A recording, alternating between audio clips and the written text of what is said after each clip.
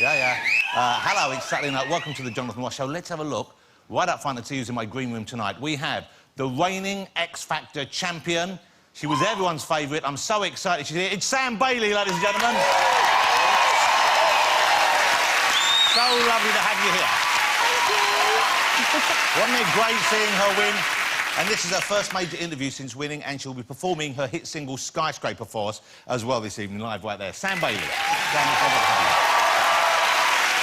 We have also got one of Britain's best-loved actors. It's Mr. Robert Lindsay, and with him, comedian and actor and Strictly Come Dancing Christmas champ, Rufus Hound.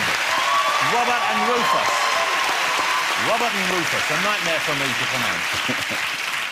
One of the country's favourite young comedians is on the show as well, Mr. Sean Walsh.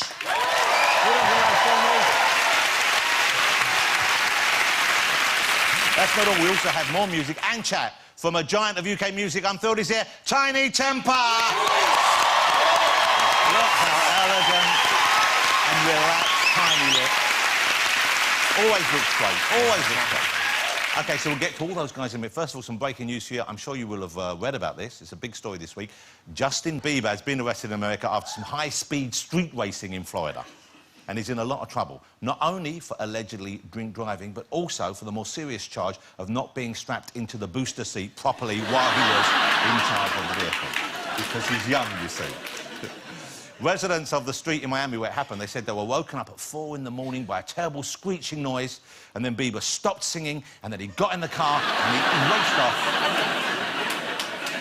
This is the... Oh, wow. OK. Man, I like Justin Bieber. I like how stupid he is, because he doesn't realise he's being arrested there, look. He thinks they're fans in uniform who've just gone a bit too far. He could face, this is alarming, he could face a year in prison. Don't cheer that. I don't think Justin Bieber would enjoy it in jail, but I think the other prisoners would love having him there, don't you? I think he'd be the first prisoner to be delivered to jail gift wrapped with a bow on top. Sam, yeah? You, of course, we all know, you worked in the, the prison service itself. How do you think Justin would do if he was incarcerated? I think he should really keep his head down. Wow.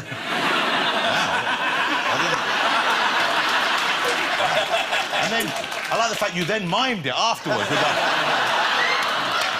Wow. Well, there you go. The Winter Olympics are almost upon us. Are you looking forward to the Winter Olympics?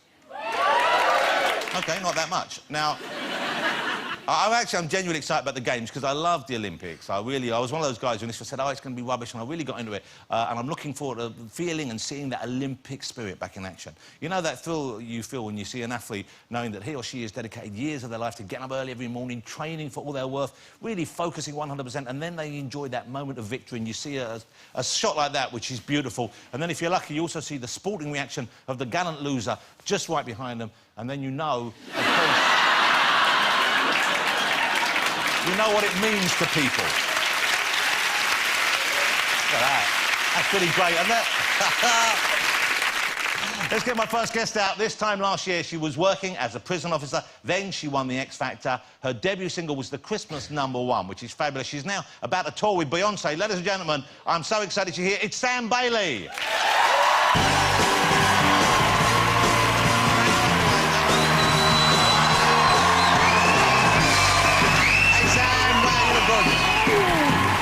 Come on, sit down, relax and sit down. Oh, there's a video. Sam, well, how are you? It's great to have you here. Thank you. Thank you. I saw you performing at the NTAs this week. Did you see Sam performing with Michael Bolton? That was, it was great to watch. How was that for you, working with him on stage in front of that crowd? Oh, do you know what? I wasn't nervous performing with Michael. I was more nervous about the fact that there was just loads of famous people in front of me. I think that was what I was more nervous about. So how did it feel? When did it dawn on you you'd won and that your life had changed to the extent it had? What was the moment when you thought, OK, this is real now? I think going home, back to Leicester, and seeing the response, because I got to sing at half-time at the Leicester game, and that was just the most amazing experience, and just having the roar of 30,000 people just cheering my name, and a few of them saying, get your baps out and stuff, so, yeah. Well, it's football, come on. Yeah. But yeah, it was good. It was good fun. And so it's kind of been, I imagine, pretty non-stop since the win then, has it? Yeah, I did you had the Winners' Week, which was a lot of promo on Winners' Week, and I got to perform at the Leicester game. I got to perform at Twickenham for the big Game 6, which was amazing. And I got to go in the changing rooms afterwards, which was quite an interesting scenario. Hold it, so you deliberately went into the changing rooms afterwards? No, I'm collecting shirts. I bet you are. Jonathan. I'm collecting shirts. I've decided that I want to And if the collect pants shirts. have to come off as well, then so be it. If they're attached, whose fault is It was that? my other half that pushed me in. He was like, yeah, go on, in you go, in you go. And I went in expecting them to all be like, you know, yeah, all right, Sam Bailey, cheers, yeah, whatever. And they all went, Sam! And then just bundled on me. And I was like this small, and they were huge. Oh.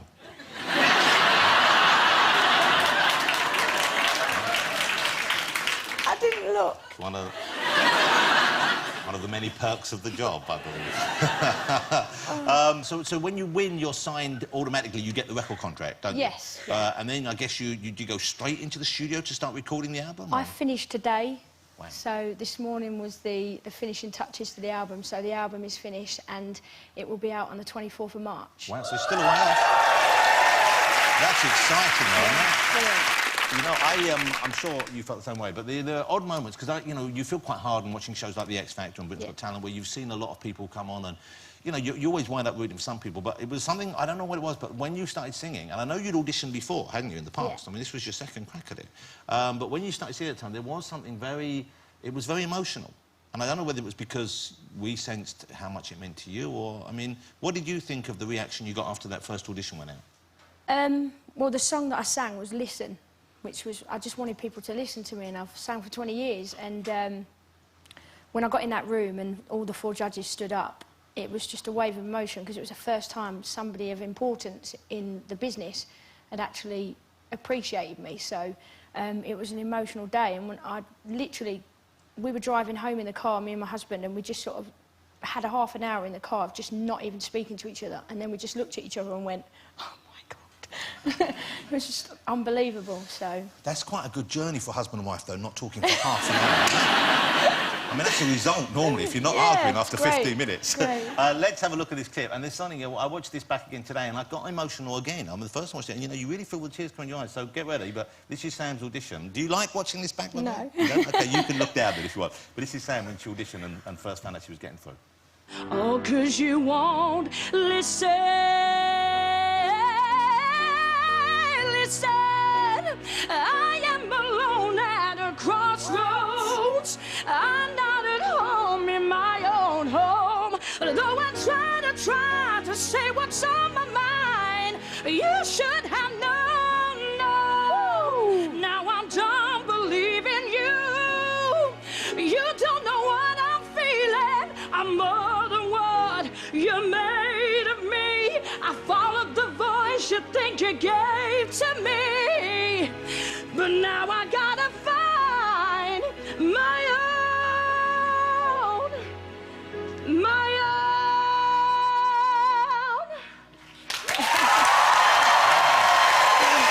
That's so lovely. Wow. But here's the thing. But, you know, everyone... Oh, there you go. Look, hold on. There's some celebs then. You brought someone along from the prison, have you? With you as well, there, so. Oh, it's your husband, Craig. Hello, Craig. But how different you look from then to now. Obviously, there's a kind of a, you know, you get slicker, and there's a, I guess people work on you a little bit to make you ready for, you know, the big venue stuff. But it looks like a different person there. I've lost 3 stone since that friendship. Wow. That's quite something. I've come across a few little tiny tricks, but little tricks of myself as well. I was out having a meal last night. I like steak and chips, right? And peas. It's like just classic thing. Nothing else on the plate. I figure that if you eat the meat first and then the peas, you're too full to eat the potatoes. I've done this for a month and I've gone down another dress size since doing it. Wow. So you avoid the carbs by stuffing your face with the other stuff first. Yeah, because first. everyone has exactly. Well, you have to... When people eat, they normally do that and put a little bit of that on it and a little bit of that. it's like the bread when you go in a restaurant. If you can just hold... And it's hard not to eat the bread, because you're starving, and the bread... And also, it kind of feels like the bread's free, doesn't it? So you kind of want to eat a lot... I'm always ready to really just eat a lot of bread. Another trick is when you've finished, everyone's still eating because you're not touching your potatoes. So you ask the waiter to take your food away so that you can't just sit there nibbling at it and whilst other people's waiting. By that time, you've eaten the chips anyway, so... Yeah, that's true. Oh, but unfortunately, if I finish mine, I normally do eat off the other plates. It's a great thing about having kids. They can't stop you. Let me ask you about the other job, which obviously everyone was intrigued about and keen to know about, is your work in the prison service. Because here's an industry which... Obviously, it's kind of crucial, it's an important part of society, but we kind of don't talk about it much. No. And I don't think we know that much about what's going on inside. Well, some of you probably do, because you look a bit rough, but... you know what I mean, though? We don't really talk about that much. What did you actually do? You were in a man's prison, weren't you? It was a male prison. Yeah, a lot of people's perception of prison officers are just, like, stocky blokes with a set of keys that open and unlock doors. There's so much more involved in it. I worked in the biggest lifers prison in Europe, and we're trained by teams of psychologists, and we work alongside the teams of psychologists, and it's not just about unlocking and locking doors. There's so much more involved in a prison officer's job, and you know, you take a lot of crap. Well, especially really if you're talking about if you're there with lifers, as you said you were, presumably, you know, a lot about it is making sure that things don't the pressure doesn't become too great, that they don't get suicidal or violence doesn't occur because of their situation. So I guess you have to be able to manage them or certainly interact with them in a way which is... Yeah, I mean, I did a lot of training before going into the prison service, control and restraint training, so there was a lot of things like that. So you know how, so if someone were to come at you or something was to get out of hand, you could deal with them? Yeah. OK. Do you want me to show you? You know what? I probably don't want you to show me, because it sounds like you really know what you're talking about. Well, I can do kind of a little thing with your thumb that would make you scream a little bit. Oh. I don't think anyone would like to see that.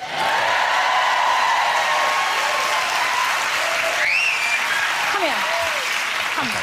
OK, so... I'm not going to pin you down on the floor or anything. Well, but, right, if you must, then I suppose... Just put your hand out. It's all right, Steve. It's basically, I could just do that. That really hurt me. Wow, that's a good trick to know. That's all it is. I mean, it's just a little tiny sort of, like, reminder that you're in control. I wish you'd done my left hand. Although this looks kind of good. So you just pushed that back and just pushed it in there? It's just basically a move like that, but, I mean, these are all done under safety, so... And by the way, that still hurts, right? Soz. Yeah. Sorry, I didn't mean to do it. I'll do the other one, then it won't feel so bad, will it? I'm joking, I wouldn't do that. Poor Craig, no wonder he's having a beer back there. He's terrified. He says he won't tonight. You got him pinned down. I actually practised on him when I was first doing it.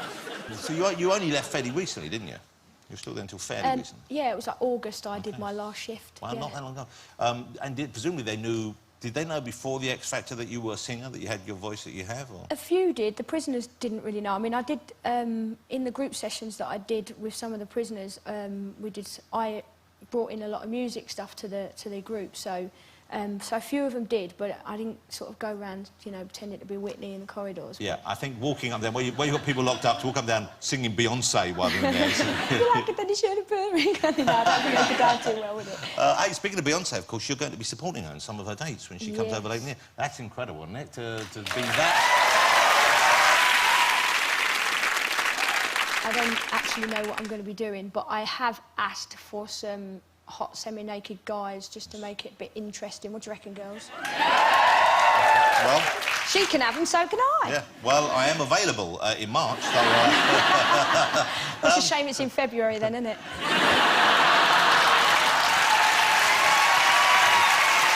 That was harsh. Sorry. That was harsh. Love you. So you've broken my thumb, and now you've dissed my performing physique. Let me have you... Now you're going to sing for us. Sam's going to sing for us, ladies and gentlemen, right now. Sam, thank you so much for being here. Good luck with the X Factor tour. Can't wait for the album to come out. Maybe come back on. Ladies and gentlemen, if you want to go and get ready, Sam Bailey, ladies and gentlemen, thank you. There you go. OK. So here, performing Skyscraper, it's the fabulous and very talented Sam Bailey.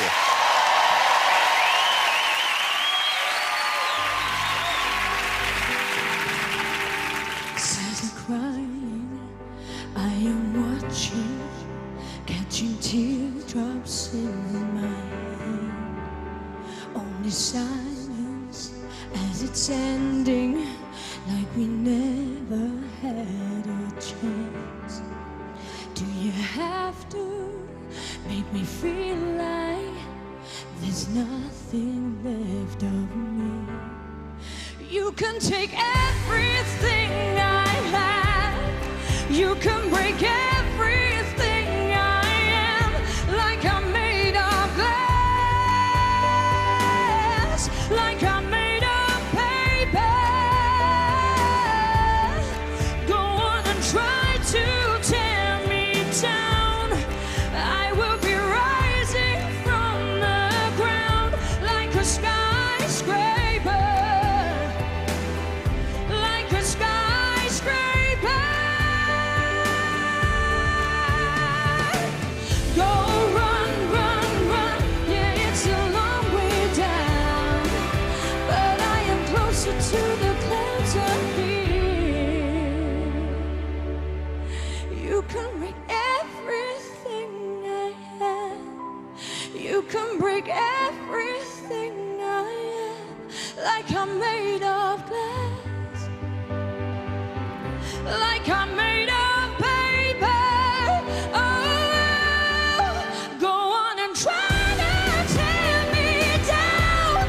I will be rising from the ground like a skyscraper, like a skyscraper, like a skyscraper.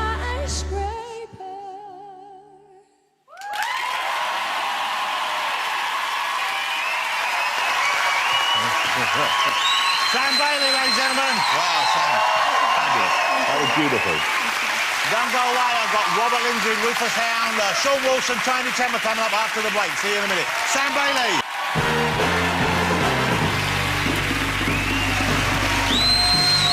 Welcome back. Wasn't Sam great, ladies and gentlemen?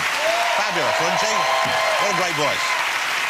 Let's get my next guest out. One of them is a titan of British show business. He's the star of two of the biggest sitcoms of all time over in our country here, Citizen Smith and My Family. He won a BAFTA for his fantastic performance in the TV drama GBH, an incredible piece of work. In his theatre work, he's earned a Tony Award, an incredible 3 Oliviers. Really, you can just go on about his career. The other won a charity dancing competition. It is Robert Lindsay and Rufus Hound. Come on out, guys.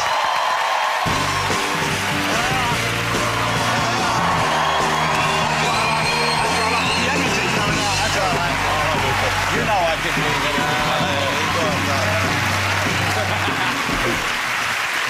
Look at that. How are you, fellas? We're very well. Get on. Wow. OK, so you're working together. We're going to get on to the whys and wheres in a minute, but before we get into what you're actually doing, how much did you know of each other before you started working together? Robert, how much did you know of Rufus's career? And Rufus, you must have known, you must have watched everything. No, well, I mean, that's the thing. I've grown up watching this man be amazing. Yeah. But, well, that's true. Every time I said to anybody I would be working with Robert Lindsay, they went, "Oh, my God, you have to tell him I saw him in," and everybody said something different. You know, such is the catalogue of things that this man's been brilliant. I didn't, with respect. No, I know what you're going to say. It's fine. I didn't know who you were, but my son did. Yes. And in fact, my son cast you in this. Yes, that's basically what happened. Because we're doing this thing called Dirty Rotten Scoundrels. Which, you know, remember the movie Dirty Rotten Scoundrels with Steve Martin and Michael Caine? Incredible film, hilarious. Yeah. Right, well, we're doing the musical version of it, which, so it's got music in it. Yes, I leapt to that conclusion. That's right. You can never tell with you, Jonathan. Sometimes I just think you're smiling and nodding. I don't know how much actually gets processed. Sorry, did you say something? Yeah. Do you remember your intro? He's not forgotten the intro. This guy, I don't think you'd sung, had you? No. You'd not danced, had you? Well, only on telly. Well, you've got a natural No, I mean ability on stage, for... you know. No, but that's it. The only dancing I've ever done have been for, like, charity things on telly. Are you scared? Are you not? Yeah, I'm terrified. You're against with the power. Well, because I did One Man, Two Governors take over from James Corden, who won a Tony for that role. Yep, and I big thought, job. well, the next thing I'd do, I need to have the bar set a lot less high. So I'll just take over from Steve Martin. Wow, you change with every role. You're like some kind of weird, dough-faced chameleon. Yeah, but Francis Henshaw, that role, he's a big fat boy, so I got to eat like an absolute twat. Wow. It was the best role you could ever have. They were like, would you mind putting some weight on? I was like, do I mind doing what?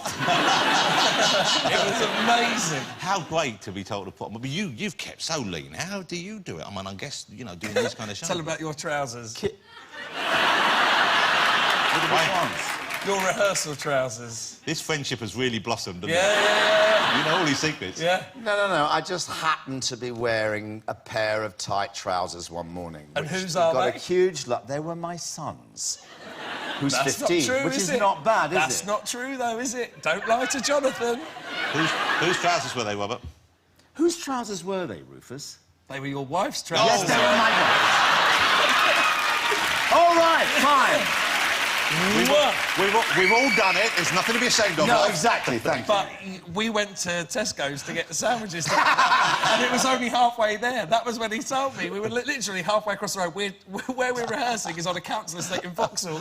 We're halfway across the road ready to get a sandwich. He goes, shit, I'm wearing my wife's trousers. No, but I was talking like that. Robert, let me ask you about some of your TV performances over the years, because I imagine... I mean, as a kid, I watched, and I'm only a little bit younger than you, but I remember I was a young man seeing you in Citizen Smith, and it was just one of the best TV events. It just happened. Everyone loved it. Everyone was talking about Wolfie. Do you still get recognised for that? Come on. I did Hamlet at the Royal Exchange, 79, 80, and I remember it was a very successful production, and I was in Manchester, and I remember walking down the high street to do a matinee, and there was a guy on a roof, helmet, everything, and he saw me and he shouted, "Power to the people!" And I, you know, customary used to do that. You know, you have to do that, don't you?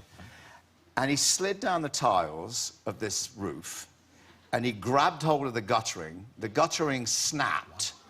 He landed on the awning of a shop. The awning snapped. He landed on his feet and came over and asked me for my autograph. Wow, that's what... No, I'm serious. I was with someone... What a fag. I said... it was really weird, because I said to the director, I said, God... And this was like 2 years after I'd finished, and I said, you know, I'm not going to escape. He said, look at the box office. It's full. Yeah. You filled the Royal Exchange. And I thought, well, of course. It was 24 million viewers or whatever it was. It was enormous. I mean, you know, and there was 3 channels, obviously, but... Margaret Thatcher came to see you after you played Beckett, is that right? No, I was playing King Henry II with Derek Jacobi as Beckett. OK. And what did our leader, our then leader, request? Derek asked me, he said that Margaret Thatcher and Dennis were in that night and they'd love to take me to the Savoy for dinner. Well, I'm from a small mining town in the East Midlands, and I didn't think that was appropriate, and I said no. And that was fine, but she knocked on my dressing room door and demanded to know why I wasn't having supper with her. And she said, is it to do with my politics? And I said, of course it is. And then she suddenly started to tell me what a terrible performance I'd done. And how wonderful Derek Jacobi was. So I thought, OK, fine. But my dad was furious with me. And my dad was a big trade unionist and very left-wing, and, you know, and I told him, like, Dad, I didn't go for dinner with... And he said, you stupid prat, why? And I said, well, she's Margaret Thatcher, you know. He said, but you'll never learn anything if you don't... How do you know what she's like? Wow. And you know, that's why my dad was like... And he's right. He's absolutely right. I should have gone. Well, Rufus, I hope you're learning from this. No, I am. I hope when David Cameron comes and knocks on your door... Story I tell you... No, I got... No, go on. No, I got one more. When we were doing My Family, the Queen was visiting Pinewood. She found herself on the set of My Family. She'd obviously never seen it, but she was escorted... Was she confused? Because old people get confused sometimes. They do. So she eventually got tired and sat on the bed. Well, you know, the My Family set was literally a kitchen, a living room and a bedroom. Yeah. She would have got a little bit bored and went and sat on the bed. And Did you tell me she was sitting on the bed? She sat on the bed. So the Queen was sitting on the My Family... but she was really confused why there were seats. And she said, so what's the seats? And I said, well, that's where the audience... She said, oh, people watch you. And I said, yeah, that's right, Mum, we do. And she said, oh. And Zoe, what are you doing next? Obviously completely bored. And Zoe said, oh, I'm doing Much Ado About Nothing at the National Theatre, Mum. Oh. And Robert? I said, oh, I'm about to play Aristotle Onassis, Mum. And she said, oh. Do you have to? Can I tell you a real thing? I'd like to hear this. I'm not really... I'm gonna... Hold on, are you sure you want to come out right now? No, it's not come out right now. No, well, look, if I was gay, I'd be completely super proud of that. What I'm about to come out about is worse. Oh, my God. I think I'm going to run as an MEP. Hold it, the MEP? Member of European Parliament. No, I know what it means, but... why... who... Yeah. Where? I'm as confused by this as you are. And did you... No, he told me about this, and I'm really... I was absolutely, completely gobsmacked when he told me, and I now thought about it for 24 hours. I think it's a fantastic idea, because... I'm going to run for the NHA, which is now, that one I do need you to explain. Yeah, so the NHA is the National Health Action Party, because the NHS is being privatised. But I'm looking around for, like, who's stepping forward and telling people about it, and nobody is. And so it looks like you've got the job. Well, I sat with my wife, and my wife just went, well, we should do something.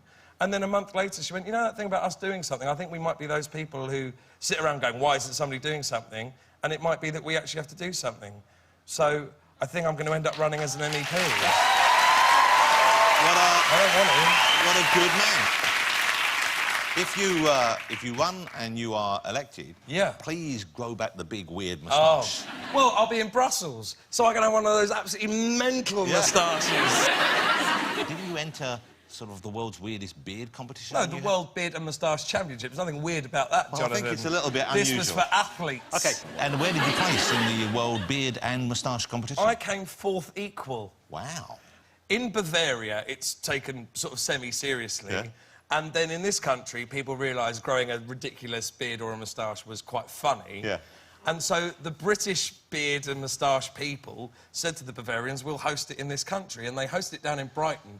And all these elderly Bavarians had no idea how funny English people found it. But it was literally, you know, imagine a catwalk, right, of these men with these kind of oddly ornate beards. Because you're not really processing anything. You're just walking around with a moustache. So these old sort of German men just sort of went...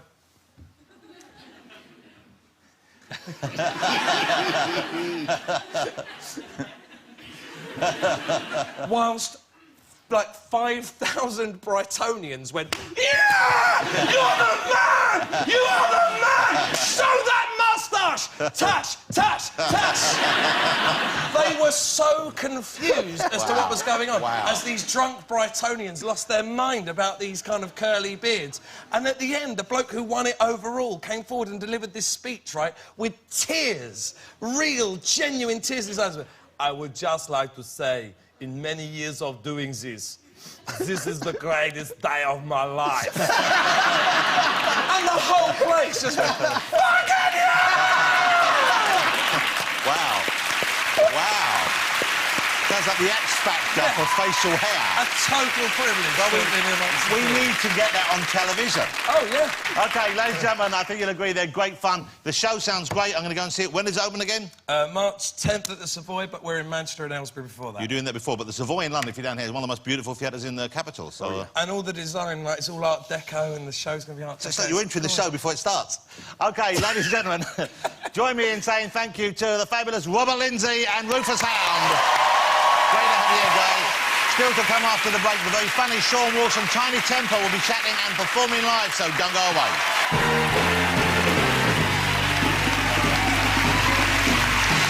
Welcome back to the show, ladies and gentlemen. Let's get my next guest right up. He is, without doubt, one of the hottest young comedians in the country right now. I think you'll probably have seen him on Live at the Apollo. He was at the Royal Variety Performance, many other shows. Will you please welcome the fabulously funny Mr. Sean Walsh?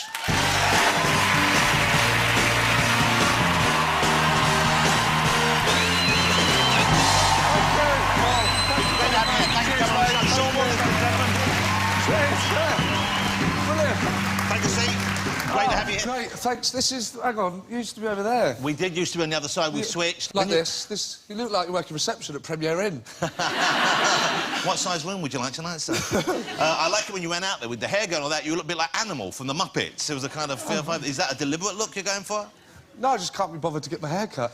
But you pull it off, I think, yeah, and it must be quite hard to get the kind of bearded, long hair look right without looking just like a homeless person in a suit. I mean, Thanks, cheers, it works for you. Well, no, yeah. Well, actually, you have to make an effort, don't you? It doesn't matter what I do, though. It doesn't matter if I have, like, 5 a day, get an early night, even do some exercise. Every morning, at least one person will say, someone had a good night. What?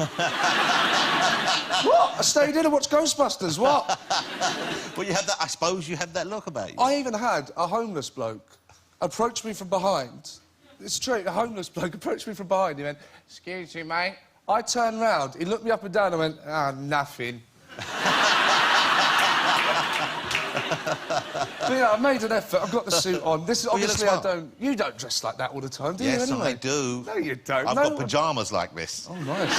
Very nice. No, I don't. You're right, of course you don't. People have to make an effort, even, like, you know, the lovely audience, even people that aren't in suits, that's not how blokes really dress, you know. Like, if I was to actually dress myself, I'd be sat here, I'd have jogging bottoms, you know, like a baked bean on the left thigh, spaghetti hoops on the right, a hole, and not a cool hole either, not like a hole on the jean. Yeah. That hole, there, that one. Yeah, the only person who gets to see how you really dress, how you genuinely would dress if it was up to you, is the Domino's delivery guy. He's the only one who just you open the door and he just gets the real you. All right, mate, yeah. Yeah, just, yeah, keep the change, cheers, thank you, cheers. Well, that sounds like the student sort of lifestyle, but you're now, how old are you now? I'm 28. And you're in a relationship now, aren't you? You're living with your partner, I believe. Yeah, is that right? Okay. yeah, changed man. Okay. I'm not a student. I was never a student. You were never a student. Never went to uni. I went to college. I gave it a go. Because I didn't get any GCSEs. You didn't get any? No. You didn't get one? I think I got one in drama. Wow. Well, that doesn't count. No.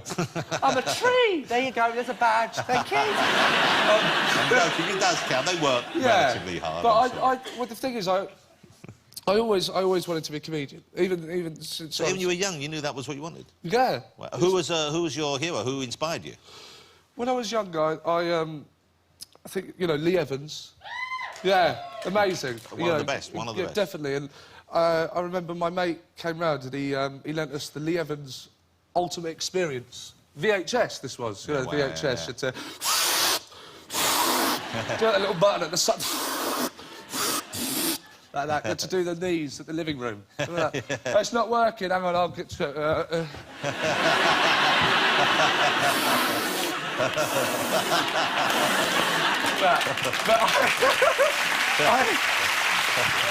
You do impersonations of some of your fellow comics, is that why? I hear you do some good ones. Who would you like to do first? Yeah. No, I can do other people. We know this. We like this. We like Jonathan. We can do other people. This is good. That's we got the very desk. good. We got the sofa. Sometimes you don't know how to sit down on the sofa. I'm not sure.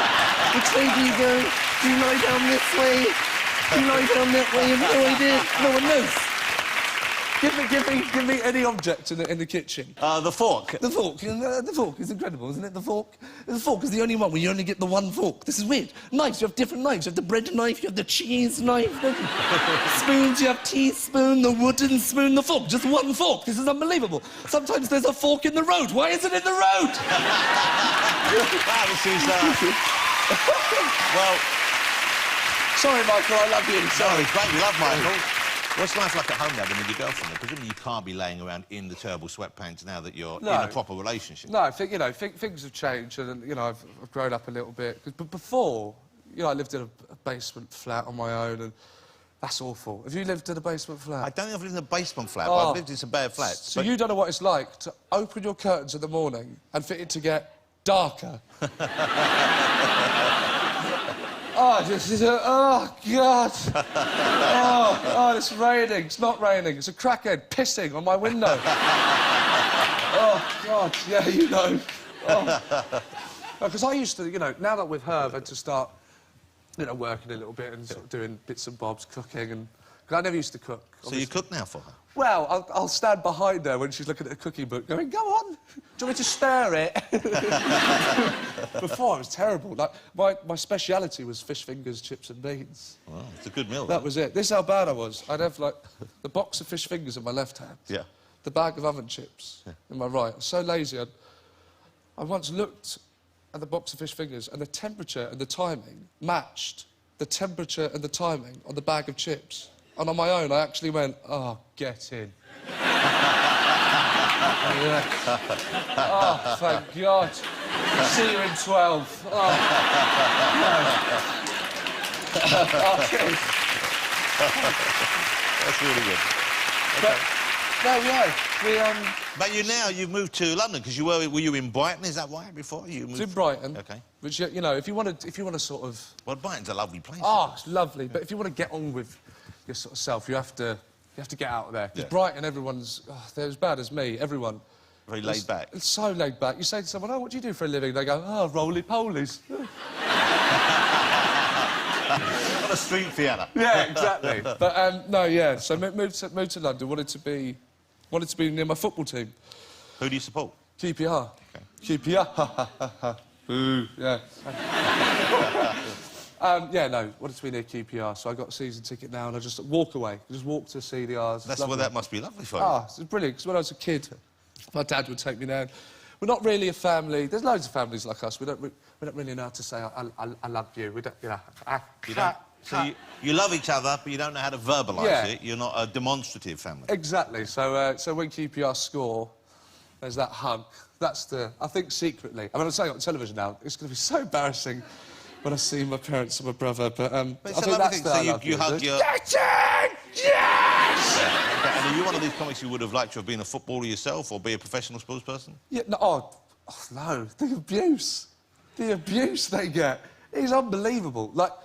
Because now I go, you know, to as many home games as I can. The abuse, 20,000 people. Loftus Road's not a big stadium. 20,000 people shouting abuse. Could you imagine trying to, like, get on with your job and... Just imagine you worked at Tesco's Express. Imagine that's your job, just sat at the counter, just scanning the cupboard. There you go. All right, there. Cheers. All right. Good day, yeah. Oh, I got... What's going on? Everyone in Tesco's turns around. You fucking wanker! Will you fucking concentrate? Look what you're fucking doing! Huh? Concept, use your eye! Fuck off back to Sainsbury's! Fuck off back to Sainsbury's! What's wrong with that? Sorry! Oh, I'll be terrified. Sean, well, look, good luck with the tour. I know Thanks, it's just been extended, it's exciting. The DVD's out, you can now get it, you can get about 3 for £1 now, I think, so now's the time to get it. It's probably one of those buckets at the BP. Next to the chocolate for £1, and yeah, go on then, cheers. It's a great, very funny comedy, and as you've just discovered, he's a very funny comedian. Go and see him live if you get the chance. Mr. Sean Walsh, ladies and gentlemen. Sean Walsh, after the break, Tiny Temper out here chatting, then singing. Don't go anywhere.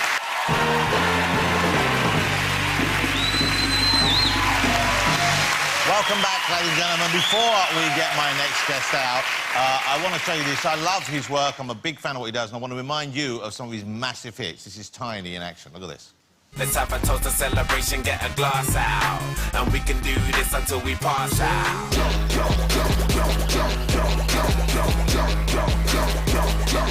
Trampoline. It's like you have to keep screaming till they hear you out.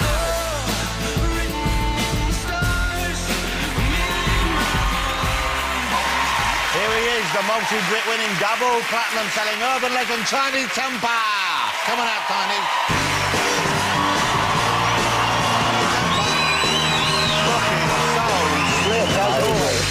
Come on, sit down here. This is the Mission Temple, ladies and gentlemen. I have to touch it first. I'm embracing it. You like the velvet? Because you know last time I came on, remember I was with Calvin, you never let us on the seat. Well, because Calvin, I don't know whether he was house-trained, you know. And he has no love for me because I was not born in the 80s. You wasn't born in the 80s, for sure. OK. But no, it's good to be on here. Thank you. Great to have you here. You always look immaculate. You always have got proper swagger, I believe is the phrase. That is the phrase. You are dapper, I believe is the phrase as well. I think so, yeah. Not dappy. We don't want to say you're dappy. No, I'm not dappy. You don't even want to be... No. But you look great. And the glasses, though, is just a fashion thing. Fashion accessory. You don't have any eye problems whatsoever. My sisters are actually in the audience today, and they have eye problems. Unfortunately, but so you're mocking them, really, then? Yeah, I'm just taunting them. Hello, guys. Okay. You right? Could I try your spectacles? Of course you can, yeah. I'm liking these. Now, they have... is this real gold on them, or is this... I don't actually know. I would like to say yes for the sake of this interview, though. I look like I'm having an eye test. You look awesome. It's like, is it It's better? amazing. Is it better with that one or that one?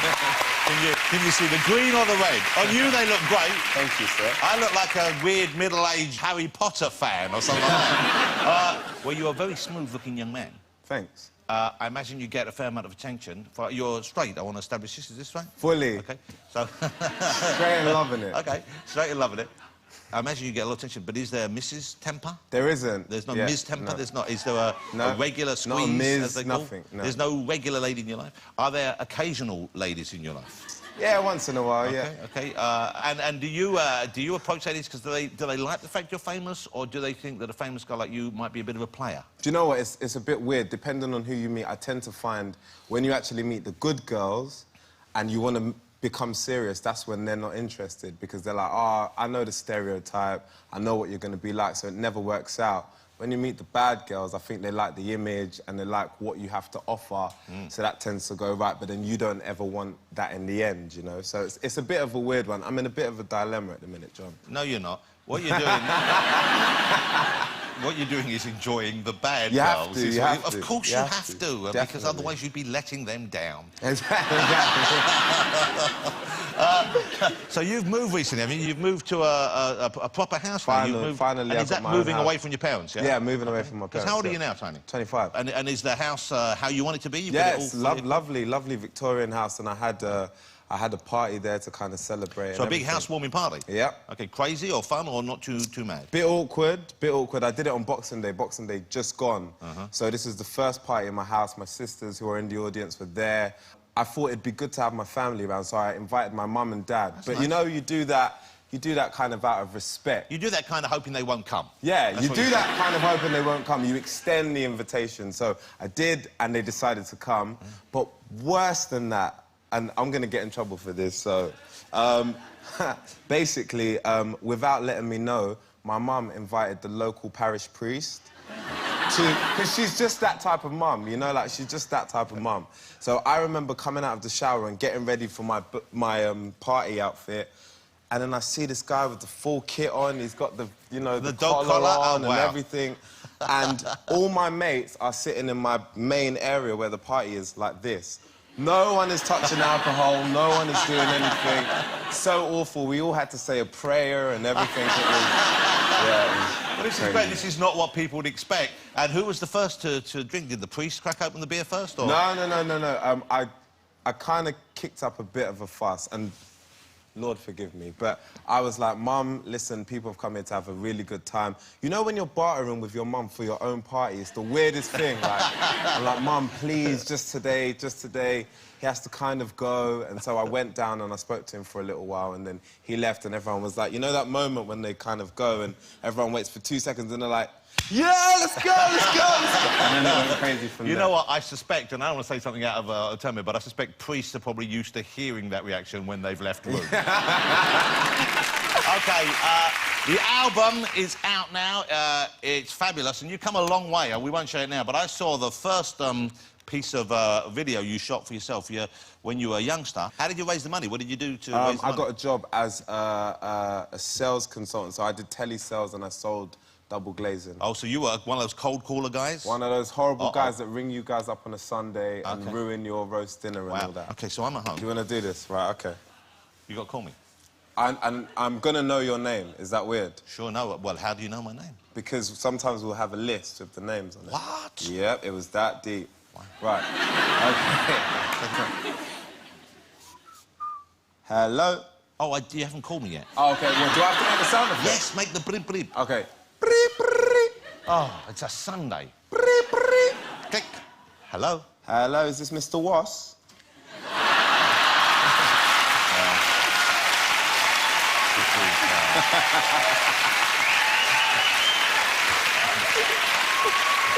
Oh, come on, it was funny, Whatever you're selling, I'll buy it!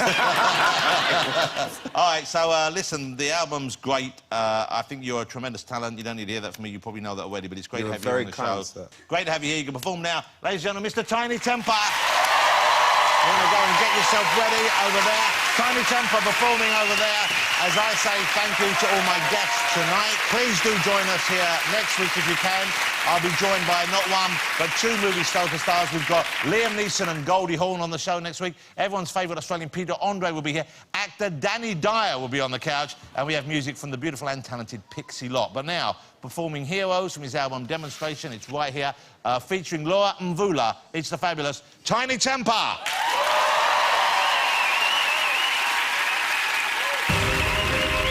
Feels so good to be back.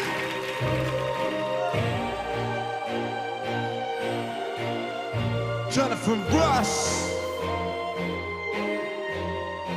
Demonstration.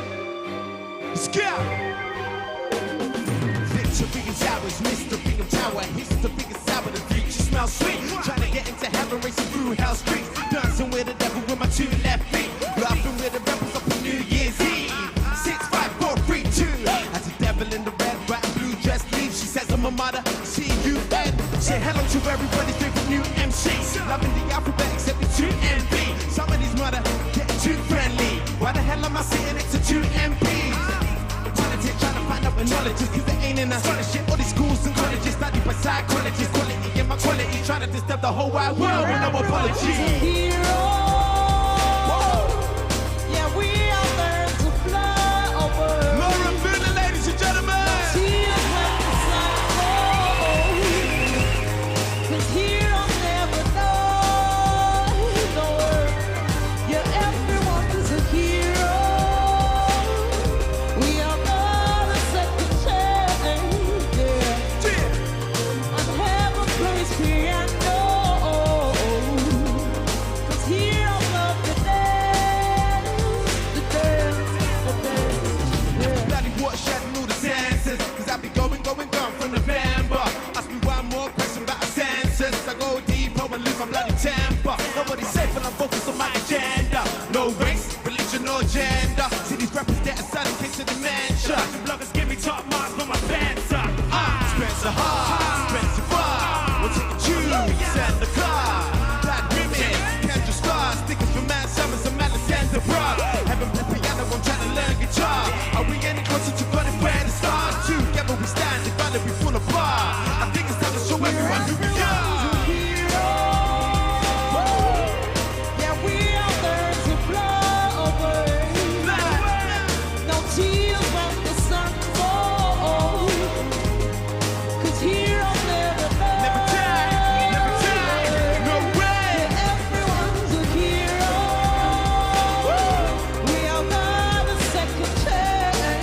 Yeah. Amen. And heaven plays piano. 'Cause here I love the dance, the dance. Laura Mvula, ladies and gentlemen.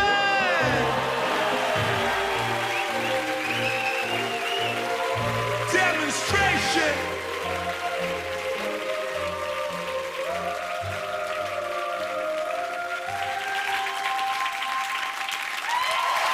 Laura Mvula, Tiny Temper, ladies and gentlemen. The 9 remaining skaters are hoping to impress the judges with another top performance as Dancing on Ice continues tomorrow night at 6:15. And then there's trouble on the shop floor as emotions run high among some unhappy staff in Mr. Selfridge at 9.